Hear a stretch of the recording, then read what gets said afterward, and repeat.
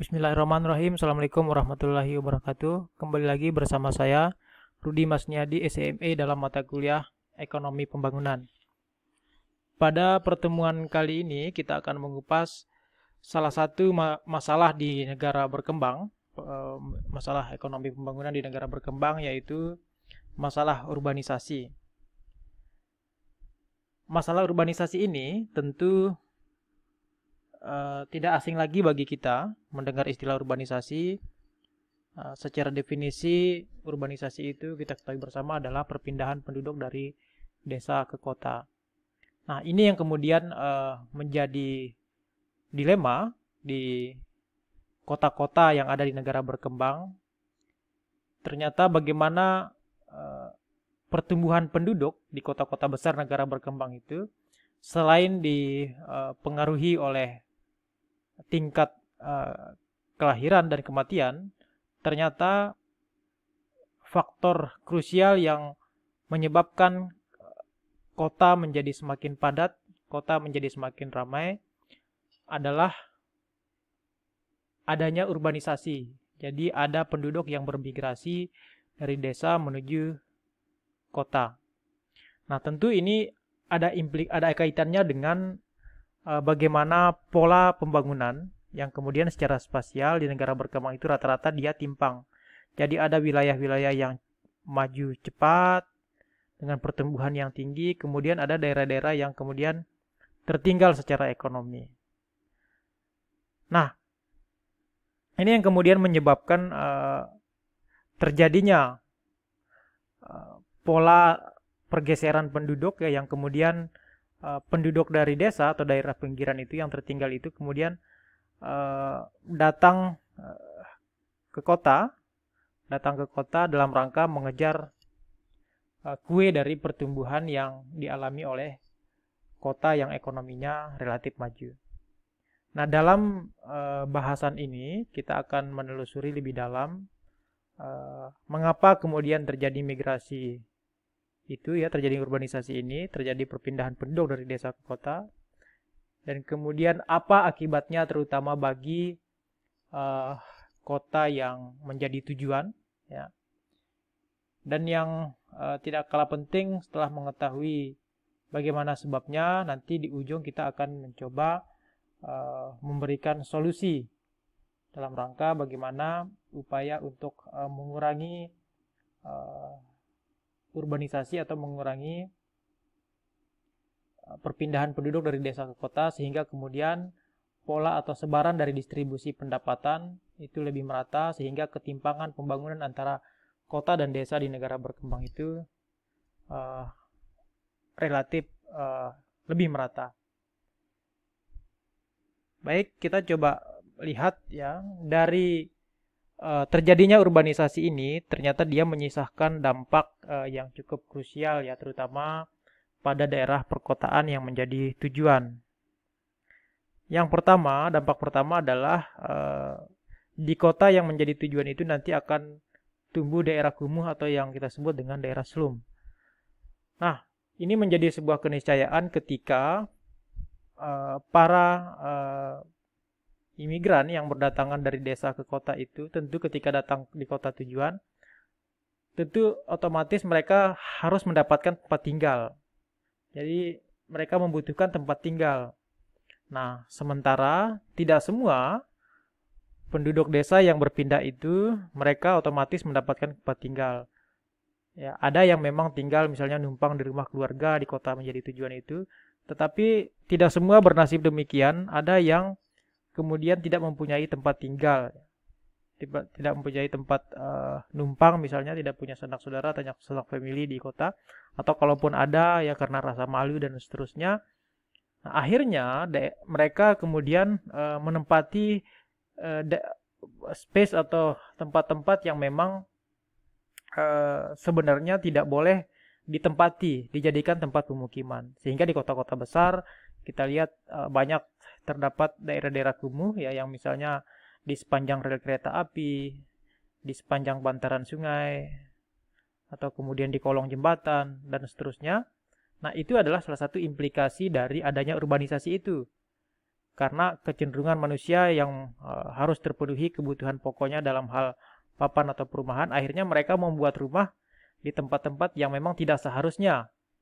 Nah, kita bisa lihat misalnya berita-berita di TV, mereka kemudian di razia, rumahnya digusur dan segala macam, ya, karena mereka mendirikan bangunan rumahnya itu memang ilegal sifatnya.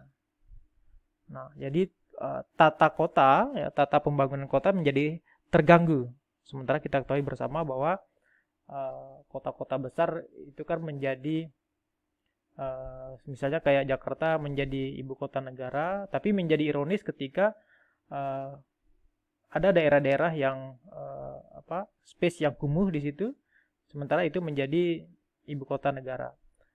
Nah, inilah yang menjadi implikasi pertama atau dampak dari urbanisasi ini. Kemudian yang kedua adalah menjamurnya sektor informal.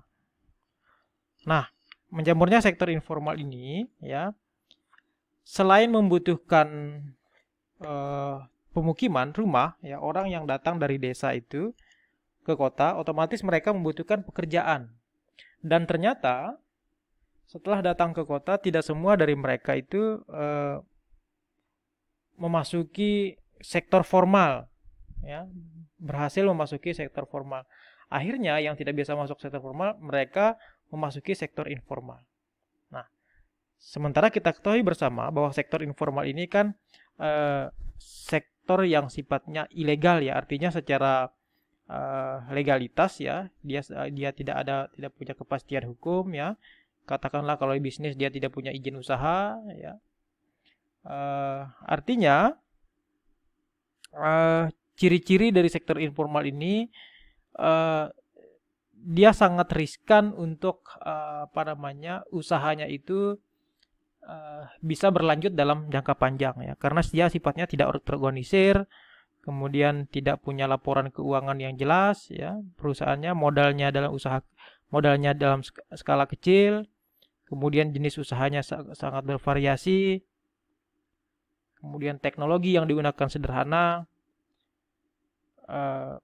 dan seterusnya. Artinya dengan mereka masuk ke sektor informal, itu potensi dari keberlanjutan usahanya itu sangat rendah. Nah, contoh-contoh dari sektor informal ini yang banyak kita jumpai di perkotaan itu misalnya mulai dari pedagang keliling, pedagang asongan, ya, yang jualan di jalan-jalan itu, kemudian katakanlah pemulung misalnya, tukang pijit, ya, sampai kepada pelacuran misalnya. Kemudian ada yang jual obat, ya, topeng monyet, dan seterusnya, ya. Dan ini pemandangan-pemandangan seperti ini sangat banyak kita jumpai di kota-kota besar, misal Jakarta, Surabaya, Makassar, dan seterusnya. Nah, inilah sektor informal yang dimaksud itu. Nah, dengan adanya urbanisasi itu, maka akhirnya orang yang tidak bisa masuk ke sektor formal, ya, datang bekerja ke kota itu, mereka akhirnya mengisi sektor informal, ya. Sebenarnya tidak ada yang salah, ya, sah-sah saja dengan masuk ke sektor informal, ya. Justru mereka juga dapat penghasilan, tapi yang menjadi masalah, ya, secara ekonomi, sektor informal ini kan hanya sifatnya untuk bertahan hidup atau yang disebut dengan survival economic, ya. Jadi pekerjaan yang hanya untuk bertahan hidup, ya, artinya keberlanjutan usaha sampai pada masa yang akan datang, ya, dalam jangka panjang itu sangat kecil potensinya dia berlanjut, ya, karena tidak punya legalitas usaha, ya, perusahaannya tidak jelas dan seterusnya. Nah, ya, ini dalam jangka panjang akan berbahaya juga bagi perekonomian. Itu yang kedua. Kemudian yang ketiga adalah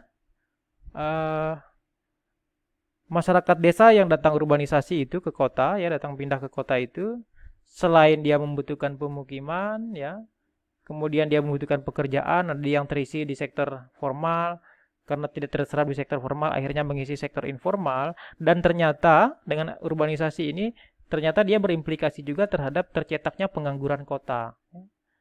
Oke lah, masih bisa dimaklumi ketika dia masuk sektor informal, tapi ternyata tidak semua juga bisa masuk ke sektor informal, ya, tidak semua juga punya keinginan kuat untuk bekerja mandiri di sektor informal.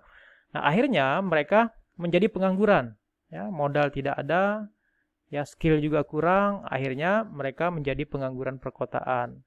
Nah, akhirnya dengan urbanisasi ini pengangguran perkotaan semakin banyak pengangguran, semakin banyak orang yang tidak punya pendapatan, ya, semakin banyak orang yang tidak punya pendapatan, tentu ini yang dinamakan dengan kemiskinan. Akhirnya tingkat kemiskinan di perkotaan juga akan semakin tinggi. Ini yang menjadi implikasi dari urbanisasi ini. Nah, selanjutnya apa yang harus dilakukan, apa yang bisa dilakukan? Ini ada beberapa poin yang saya sadur dari beberapa referensi untuk sebagai solusi ya dalam rangka menetralisir dampak dari urbanisasi ini. Yang pertama, menciptakan keseimbangan pembangunan ekonomi antara daerah pedesaan dan perkotaan. Jadi pemerintah harus masuk ke situ ya, jangan sampai terlihat ketimpangan yang besar antara perkotaan dan pedesaan. Kemudian yang kedua adalah perluasan industri-industri kecil yang padat karya. Nah, jadi industri-industri kecil ya yang banyak menyerap tenaga kerja ya, padat karya itu banyak menyerap tenaga kerja, haruslah semakin diperbanyak ya, dibuka keran investasi sehingga pengusaha akan lebih mudah untuk menjalankan usahanya. Investasi tinggi, maka serapan tenaga kerja juga semakin tinggi. Sehingga pengangguran yang ada di perkotaan ya itu juga akan semakin berkurang. Yang ketiga, penghapusan distorsi harga faktor-faktor produksi. Nah, poin ini maksudnya adalah ada upaya untuk menyeimbangkan harga ya. Jadi distorsi itu penyimpangan harga. Kadang-kadang ada harga yang cukup jauh ya antara di perkotaan dengan pedesaan ya. Di perkotaan katakanlah relatif murah karena di sana tempat pusat industrinya ya, sehingga orang berbondong-bondong cari harga murah ke kota dan seterusnya, akhirnya kota menjadi menumpuk ya. Dengan dihapusnya distorsi harga, penyimpangan harga itu artinya harga relatif sama antara di perkotaan dengan pedesaan. Kemudian selanjutnya adalah memilih teknologi produksi ya yang padat karya dan layak ya, sama seperti poin kedua tadi. Kemudian yang selanjutnya adalah mengubah keterkaitan langsung antara tingkat pendidikan dan kesempatan kerja. Ya, jadi kebanyakan kita terutama di tingkat sekolah SMK ya, kemudian diploma, jangan sampai lama waktu menunggu antara siswa itu tamat dengan kapan dia mendapatkan pekerjaan. Nah, jadi ini maksudnya mengubah keterkaitan langsung. Artinya begitu SMK itu didirikan, kampus itu didirikan, sudah harus ada industri atau perusahaan yang mampu menangkap alumni-alumni ini nanti untuk sesegera mungkin dia mendapatkan pekerjaan. Kemudian poin selanjutnya adalah yang terakhir, pengurangan pertumbuhan penduduk. Nah, ini perlu juga pentingnya dengan program keluarga berencana dan sebagainya. Kemudian pemberantasan kemiskinan absolut ya dengan program-program pengentasan kemiskinan dan kesenjangan pendapatan. Kemudian yang tidak kalah penting adalah pelayanan kesehatan di daerah-daerah pedesaan ya. Karena kita harus akui juga bahwa untuk alasan berobat saja kita harus ke kota ya. Jadi pemerataan di bidang kesehatan juga, layanan kesehatan misalnya puskesmas ya sudah harus bagus, sudah harus terlayani ya semua, misalnya berbagai macam jenis penyakit tertentu ya. Jangan sampai kemudian hanya untuk alasan sakit kita harus berbondong-bondong melakukan perpindahan dari desa ke kota. Nah, artinya ini ada beberapa poin yang siogianya bisa diimplementasikan. Baik, untuk materi ini ya, ini semacam pengantar saja ya. Sekali lagi saya ingatkan untuk tetap terus membaca buku ya, banyak referensi. Demikian untuk kuliah kita. Terima kasih, lebih kurang mohon maaf. Wassalamualaikum warahmatullahi wabarakatuh.